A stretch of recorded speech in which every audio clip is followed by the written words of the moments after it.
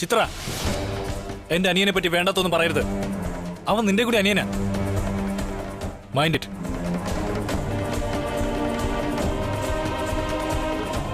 Mind it എന്നോ?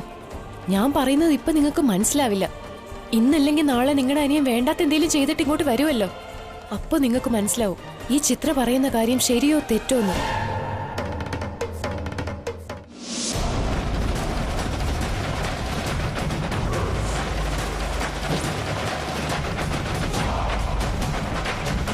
ജയ് മഹാകാല! കാലഭൈരവ, പഞ്ചാഗ്നി തപസ് അവസാനിച്ചു. നിവേദ്യം അർപ്പിക്കുകയാണ്. ഇത് സ്വീകരിച്ച് അങ്ങയുടെ ഈ ഭക്തഭൈരവന് കൂടുതൽ ശക്തി നൽകൂ. സ്വീകരിച്ചാലും.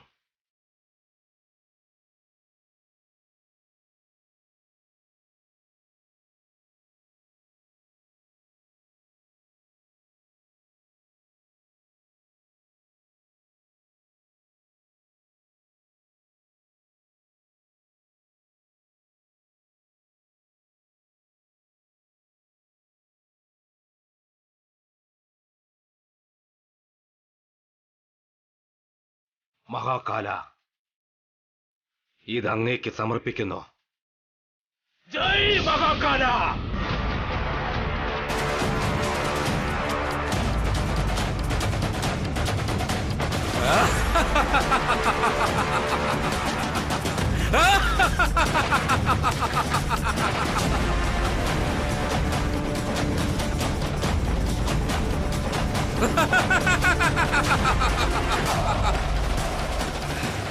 ജയ് കാലഭൈരവ! കണ്ടു രുദ്ര, ഞാൻ ഒരാഴ്ചക്കാലം ഇരുന്ന തപസ്സിന് പ്രതിഫലമായി കിട്ടിയതാണ് ഈ മകുടി. ഇതിന് ചില വിശിഷ്ട ശക്തികളുണ്ട്. ഇതിനു വേണ്ടിയാണ് ഞാൻ പഞ്ചാഗ്നി തപസ് അനുഷ്ഠിച്ചത്. ഇതിന്റെ സഹായത്തോടെ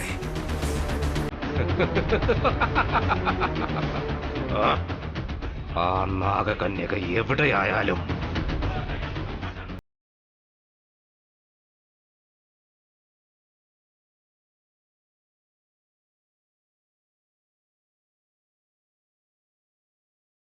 രുദ്ര,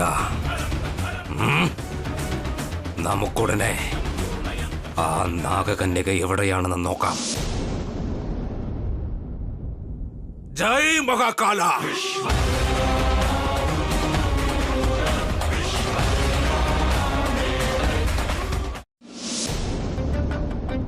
എന്താ ഇത്?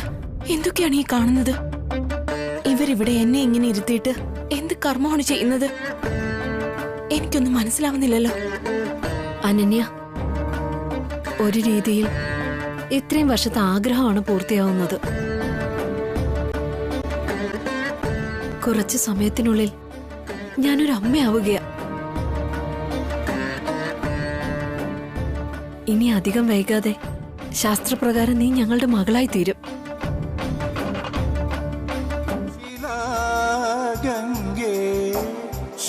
എന്നുവെച്ചാൽ ഞാൻ കരുതിയതുപോലെ എന്നെ ദത്തെടുക്കുന്ന ചടങ്ങാണോ ഇപ്പൊ ഇവിടെ നടക്കുന്നത്? ഞാൻ ഇനി മുതൽ ഇവരുടെ ദത്തുപുത്രി ആയിരിക്കുമോ?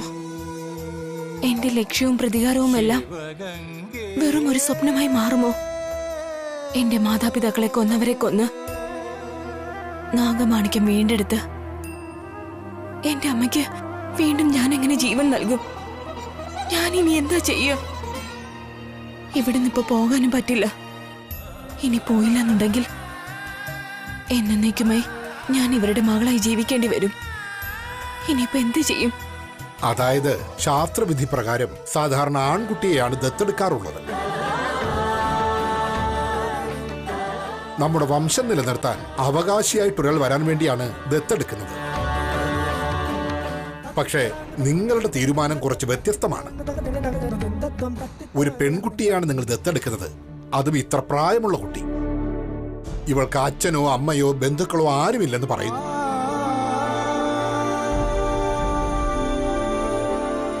ആരുമില്ലാത്തവർക്ക് ഉമാമഹേശ്വരൻ ഉണ്ടാകും അച്ഛനും അമ്മയുമായി.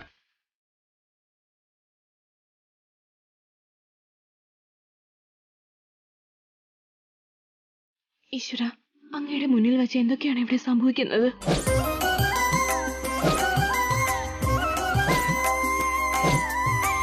മധുരം ഗായതി മീരാ മീരാ, മധുരം ഗായതി മീരാ. ഓ മരി ജപലയമീ മീരാ, എൻ പാർവണവേ തൂക്കി മീരാ. പ്രണയാഞ്ജലി പ്രണവാഞ്ജലി, ഹൃദയാകുലീതലമൊഴിഞ്ഞു മധുരമൊരു മന്ത്രസന്ധ്യയായി നീ. പാർവതി പരമേശ്വരപുത്രിയും. പേരെന്താ മോളെ? അനന്യ.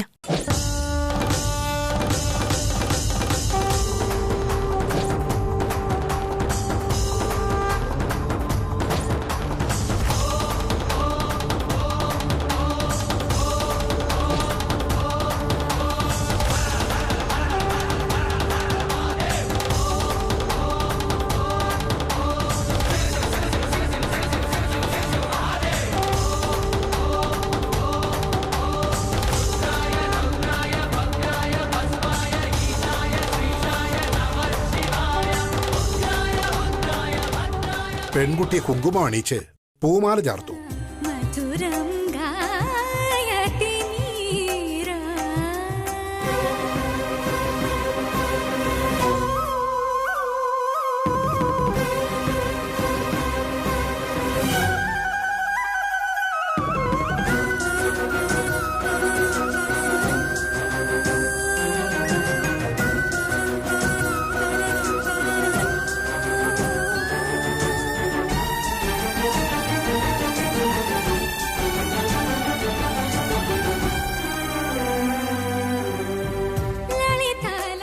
അച്ഛനെ അമ്മയും നമസ്കരിച്ചിട്ട് നടുവിലിരുന്നോളൂ. യമുനാ തുംഗതരംഗം, അനുപമരംഗം, ആയർകുലാംഗം, അഭിസരണോത്സവസംഗം. ചിരവിരഹിണീവളൊരു പൗർണമി, മുകിലലനൊറിയുടെ നിറവർണ്ണനെ വരവേൽക്കുവാൻ തിരിയായിതാ എരിയുന്നു ദൂരെ ദൂരെ ദൂരെ ഒരു കനലായി. ദേ നോക്കൂ, ഇനി ഞാൻ പറയുന്നത് പോലെ പറയണം. ദൈവങ്ങൾ സാക്ഷിയായി, ആത്മാക്കൾ സാക്ഷിയായി, ദൈവം സാക്ഷിയായി, ആത്മസാക്ഷിയായി, അനന്യ എന്ന് പേരുള്ള അനന്യ എന്ന പേരുള്ള ഇവളെ ഞങ്ങൾക്ക് രണ്ടുപേർക്കും ജനിച്ച മകളായി, ഇവളെ ഞങ്ങൾക്ക് രണ്ടുപേർക്കും ജനിച്ച മകളായി, പാർവതി പരമേശ്വരനെ സാക്ഷിയാക്കി, ദൈവം സാക്ഷിയായി, ശാസ്ത്രപ്രകാരം ശാസ്ത്രവിധി പ്രകാരം ഞങ്ങൾ സരോജം വിക്രം ദമ്പതികളായ വിക്രം സരോജ ദമ്പതികളായ ഞങ്ങൾ അവളെ ദത്തെടുക്കുന്നു.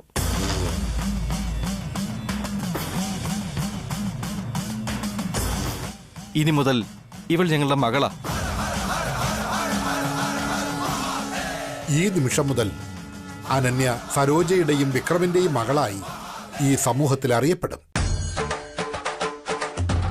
മതാചാരപ്രകാരവും ശാസ്ത്രവിധിപ്രകാരവും ഇവൾ മകളായിരിക്കുന്നു. നിയമപരമായി നിങ്ങൾ ചെയ്യേണ്ട കാര്യങ്ങളൊക്കെ പിന്നെ ചെയ്താൽ മതി.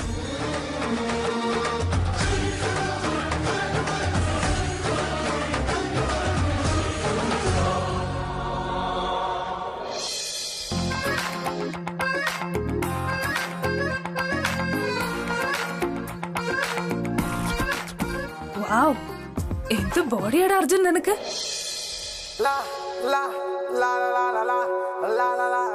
ഏയ്, നീ എന്തിനാണ് ഇങ്ങോട്ട് വന്നേ? എന്താടാ നീ ഇങ്ങനെ ചോദിക്കുന്നേ? നിനക്ക് ഞാൻ ബ്രേക്ക്ഫാസ്റ്റ് കൊണ്ടുവന്നതല്ലേ? ഡ്രസ്സ് മാറ്റിക്കൊണ്ട് നിൽക്കുമ്പോഴാണോ ഫുഡും കൊണ്ട് വരുന്നേ? നിനക്കെന്താ ഡോർ നോക്ക് ചെയ്തിട്ട് വരണമെന്ന് അറിയില്ലേ? എന്താടാ പെണ്ണുങ്ങളെ പോലെ ഇങ്ങനെ നാണിക്കുന്നേ?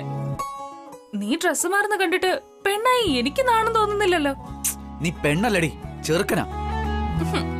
അതാ നിനക്ക് നാണമില്ലാത്തത്. ദേ നോക്ക്, നിന്നോട് എനിക്ക് സംസാരിച്ച് നിൽക്കാൻ സമയമില്ല. എനിക്ക് പോണം. ഏയ് അർജുൻ, ഇത് നിനക്ക് വേണ്ടി ഞാൻ തന്നെ ഉണ്ടാക്കിയ ബ്രേക്ക്ഫാസ്റ്റ് ആടാ. ഒന്ന് കഴിച്ചിട്ട് പോടാ. ഐ എം സോറി മയൂരി, ഞാൻ ഇപ്പൊ തന്നെ ലേറ്റ് ആയി. ഉടനെ എനിക്ക് ഒരിടത്ത് എത്താനുണ്ട്. ഞാൻ വല്ലപ്പോഴല്ലേ വരാറുള്ളൂ. എന്റെ കൂടെ കുറച്ചു നേരം ടൈം സ്പെൻഡ് ചെയ്യുന്നതിന് പകരം തിരക്ക് പിടിച്ച് എങ്ങോട്ടാ? എനിക്ക് വേണ്ടപ്പെട്ട ഒരാളെ അത്യാവശ്യമായിട്ട് മീറ്റ് ചെയ്യേണ്ട ആവശ്യമുണ്ട്. പ്ലീസ് അർജുൻ, അങ്ങനെ പറയില്ലേ. ഒരു 5 മിനിറ്റ് നിക്ക്, ഞാൻ തന്നെ വാരിത്തരാം. ഒന്ന് ടേസ്റ്റ് ചെയ്തിട്ടെങ്കിലും പോടാ. Sorry sorry, I am very sorry Mayuri. എനിക്ക് ടൈമില്ല. ബൈ. ഇത്രയ്ക്ക് ധൃതി പിടിച്ച് നീ എവിടേക്ക് പോവാ? ഞാനൊന്നൊരു പുതിയ ജോലിക്ക് ജോയിൻ ചെയ്യാൻ പോവാ. ബൈ. പുതിയ ജോലിയോ? ആ അതെ, വളരെ ഇമ്പോർട്ടന്റ്. എന്റെ ലൈഫിനെ അത് മാറ്റിമറിക്കും. മനസ്സിലായോ? ബൈ. ഏയ് അർജുൻ, ഞാൻ എത്ര ആഗ്രഹിച്ചുണ്ടാക്കിയതാ, ഒന്ന് തൊട്ടുപോലും നോക്കാതെ പോയി. എവിടെ പോയാലെന്താ, വീട്ടില് വന്നല്ലേ പറ്റൂ. എന്നെ തന്നെ ഇഷ്ടപ്പെടണം, എന്നെ തന്നെ കെട്ടേം വേണം. എന്നെ പോലെ ഒരു പെണ്ണിനെ അവൻ ഒരിടത്തൊന്നും കെട്ടാൻ പോകുന്നില്ല, അതുറപ്പാ.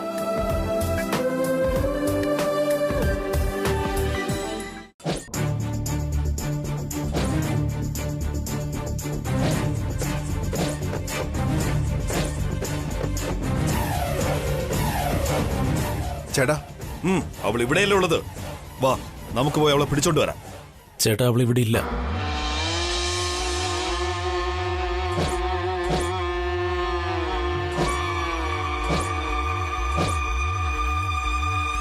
നീ എന്തായി പറയുന്നേ?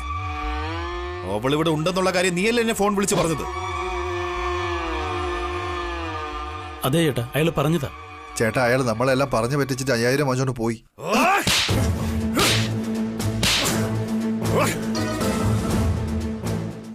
മണ്ടന്മാര് തന്നെ. നിനക്കൊക്കെ ഒരു വിവരമില്ല അല്ലേ? എന്റെ അടുത്തൊരു കാര്യം പറയുന്നതിന് മുമ്പേ എല്ലാം ഉറപ്പാക്കിയിട്ട് വേണം പറയാൻ.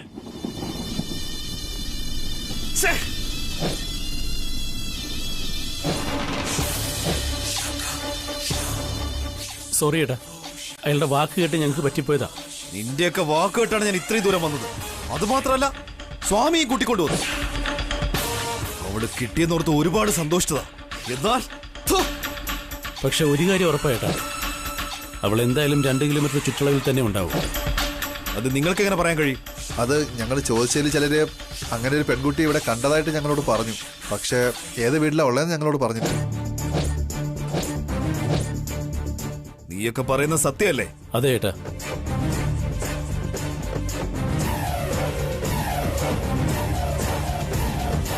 വാ, നോക്ക്. എന്താ നോക്കിക്കൊണ്ടിരിക്കുന്നത്? ചെല്ല്, പോയി അവളെ അന്വേഷിക്ക.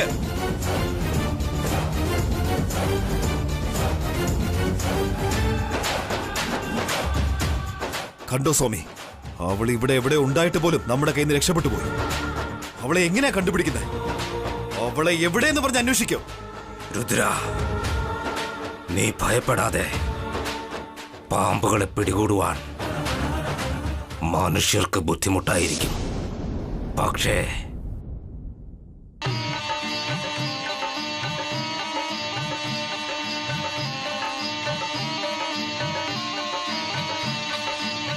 ഇതിന് ആ ബുദ്ധിമുട്ടില്ല.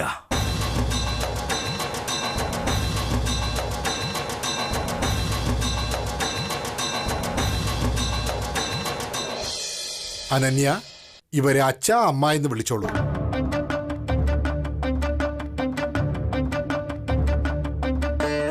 ഞാനിപ്പോ ഇവരെ അച്ഛനും അമ്മയെന്ന് വിളിക്കണം. ഞാനിപ്പോ എന്താ ചെയ്യ? ഞാൻ മനുഷ്യ സ്ത്രീയല്ല, നാഗകന്യകയാ. ഇവരെല്ലാവരും എന്നെ മനുഷ്യ സ്ത്രീയായിട്ടാണ് കാണുന്നത്. ഞാനിപ്പോ എങ്ങനെ ഇവരെ അച്ഛ അമ്മയെന്ന് വിളിക്കും? എനിക്ക് മനുഷ്യരുമായിട്ടുള്ള ബന്ധം ആവശ്യമില്ല. എന്റെ മുന്നിൽ ഇപ്പോൾ ഉള്ളത് പ്രതികാരം മാത്രമാണ്. അതിനുവേണ്ടിയാണ് ഞാൻ ഈ ഭൂമിയിൽ വന്നത്. ദൈവമേ, എന്താ ഇത്? എന്തിനു വേണ്ടിയാണ് എനിക്കിങ്ങനെ ഒരു പരീക്ഷണം? അനന്യ, നീ ഒരേ ഒരു തവണ എന്നെ ഒന്ന് അമ്മയെന്ന് വിളിക്കൂ. അമ്മ എന്നൊരു വിളി കേൾക്കാനായി ഞാൻ എത്ര വർഷമായി കാത്തിരിക്കുകയെന്നറിയോ?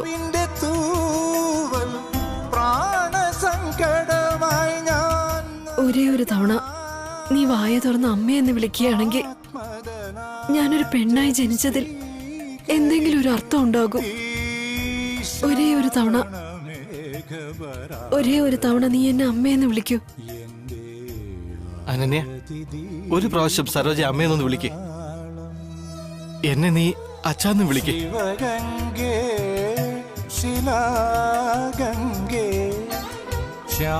എന്താ മോളെങ്ങനെ മിണ്ടാതിരിക്കുന്നേ? നിന്റെ സമ്മതത്തോടെയല്ലേ വിക്രമും സരോജും നിന്നെ മകളായി ദത്തെടുക്കുന്നേ? അങ്ങനെയുള്ളപ്പോ നീ ഇവളെ അമ്മാന്ന് വിളിക്കാൻ എന്തിനാ മടിക്കുന്നേ?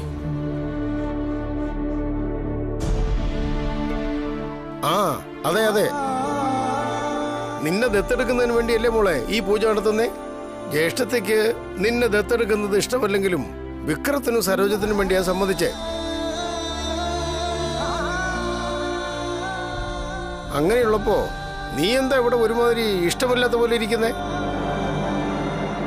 ദേവാ, നീ എന്തൊക്കെയാ പറയുന്നേ? ദത്തെടുത്തതിന് ശേഷം ബുദ്ധിമുട്ടാണെന്ന് പറയാൻ പറ്റുമോ? ഇഷ്ടമുണ്ടെങ്കിലും ഇല്ലെങ്കിലും വിക്രവും സരോജവും അവളെ സ്വന്തം മകളായിട്ടാ കണ്ടിരിക്കുന്നത്. അതുപോലെ ഇവളും സ്വന്തം അച്ഛനും അമ്മയായിട്ട് ഇവരെ കാണണമല്ലോ.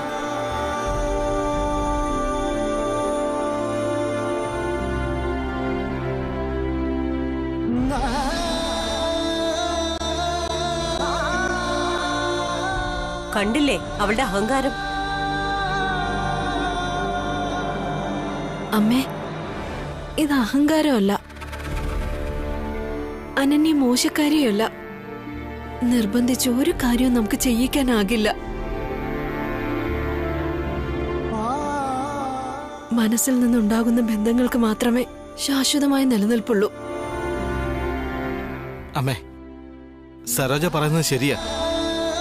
അനന്യയുടെ മനസ്സിൽ എന്തോ ഒരു കാര്യം അവളെ വല്ലാതെ അലട്ടുന്നുണ്ട്.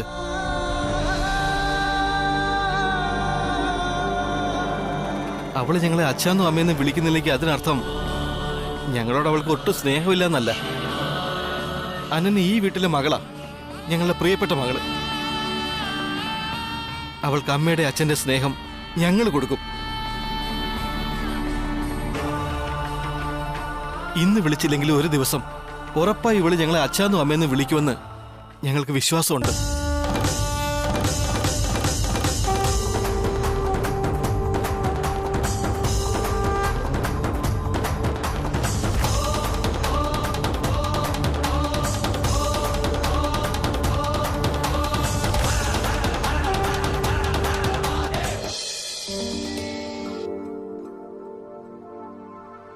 മഹാദേവ, ഞാനിന്നൊരു പുതിയ ജോലിക്ക് ജോയിൻ ചെയ്യാൻ പോവാ. അത് ഞാൻ വിചാരിച്ച പോലെ നടക്കാനായിട്ട് അങ്ങ് എന്നെ മനസ്സറിഞ്ഞ് അനുഗ്രഹിക്കണം. ഞാൻ അനന്യെ ഒരുപാട് സ്നേഹിക്കുന്നു, അത് അങ്ങേക്കും അറിയാം. ഞാനത് അങ്ങയോട് ഒരുപാട് തവണ പറയുകയും ചെയ്തിട്ടുണ്ട്. എനിക്ക് എപ്പോഴും എൻ്റെ അനന്യയുടെ കൂടെ ഇരിക്കണമെന്ന് ആഗ്രഹം. അതുകൊണ്ട് അവളുടെ അച്ഛൻ്റെ ഓഫീസിൽ ജോയിൻ ചെയ്ത് അനന്യയുടെ നിഴല് പോലെ എപ്പോഴും അവളുടെ കൂടെ ഉണ്ടാവണമെന്ന് എൻ്റെ സ്വപ്നം. ഈ ജന്മത്തിൽ മാത്രമല്ല, വരുന്ന 7 ജന്മങ്ങളിലും ഞങ്ങൾ ഒരുമിച്ച് തന്നെ ഉണ്ടായിരിക്കാൻ അങ്ങ് അനുഗ്രഹിക്കണം. ഈ ജന്മത്തിൽ എനിക്കൊരു കല്യാണം ഉണ്ടെങ്കിൽ അത് അനന്യയായിട്ട് മാത്രമായിരിക്കുമെന്ന് ഞാൻ ഉറപ്പിച്ചിരിക്കുക. അതിന് അങ്ങയുടെ അനുഗ്രഹം ഉണ്ടായിരിക്കുമല്ലോ അല്ലേ?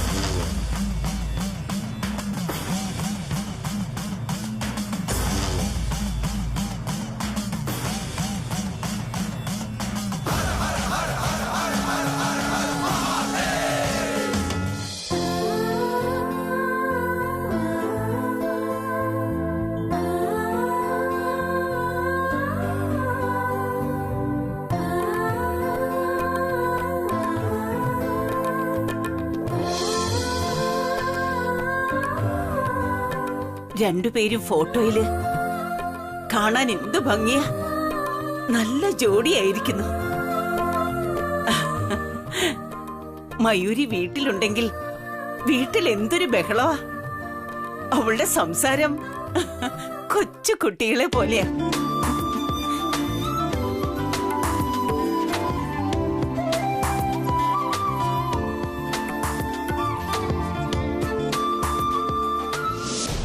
ജയ് മഹാകാല, ജയ് മഹാകാല.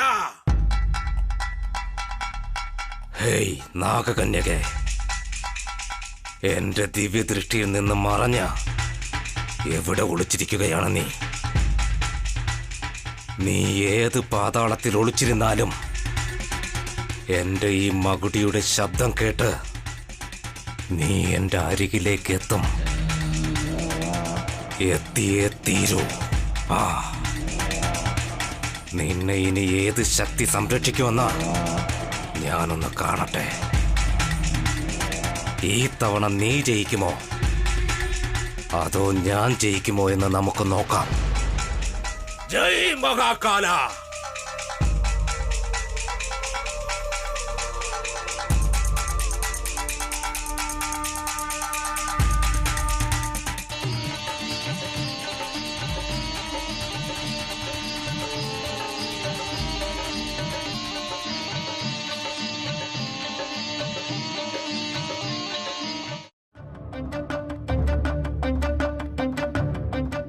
അനന്യ, ഇതാ മോളെ മധുരം കഴിക്കേ.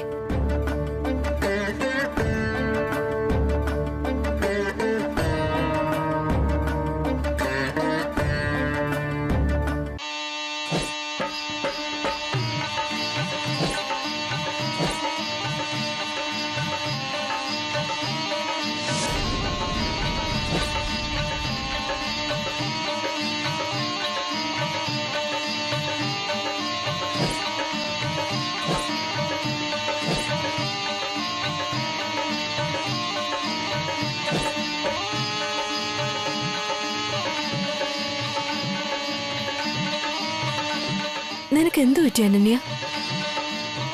നിനക്ക് ഈ സ്വീറ്റ്സ് ഇഷ്ടപ്പെട്ടില്ല എന്നുണ്ടോ? ഇഷ്ടക്കേടൊന്നുമില്ല.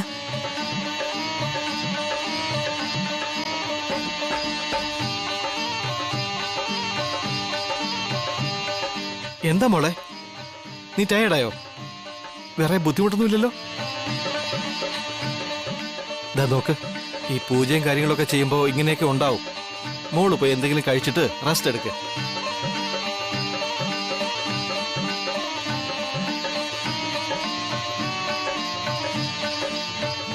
അത് വേറൊന്നുമല്ല, ഞാൻ ഉടനെ വരാം.